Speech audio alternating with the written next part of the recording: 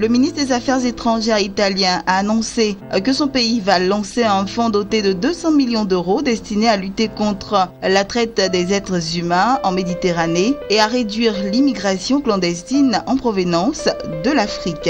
La moitié des fonds seront destinés à 2 pays par lesquels transitent les migrants africains, la Tunisie et le Niger. L'autre moitié devrait être repartie entre une dizaine de pays, y compris celui d'où sont originaires la plupart des demandeurs d'asile africains, notamment l'Érythrée.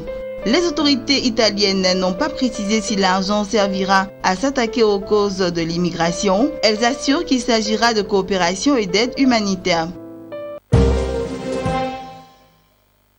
En marge de sa participation aux travaux de la 28e session ordinaire de la conférence des chefs d'État et de gouvernement de l'Union africaine, le président gabonais Ali Bongo Ondimba a pris part au comité des chefs d'État et de gouvernement africains sur les changements climatiques. Au cours de cette séance, le Gabon, après l'Égypte, a été désigné pour assurer la coordination du comité des chefs d'État et de gouvernement africains pour une durée de 2 ans.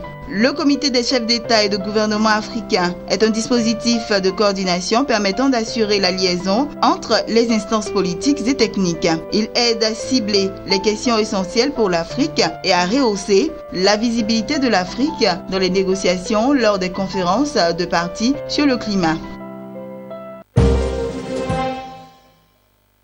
La Banque centrale du Kenya a maintenu ce lundi son taux directeur de 10% en raison de la stabilité du taux d'inflation attendu à court terme. Le comité de la politique monétaire de la Banque centrale du Kenya a indiqué qu'il continuera à poursuivre de près l'évolution de l'économie nationale et mondiale pour prendre des mesures supplémentaires aux besoins. Ainsi, le taux de prêt maximal des banques commerciales sera de 14%. Le comité note que le Kenya est confronté à des incertitudes accrues en raison de la sécheresse et des risques sur les marchés mondiaux. L'inflation galopante mensuelle a baissé de 6,4% en décembre contre 6,7% en novembre 2016, restant dans la fourchette cible du gouvernement.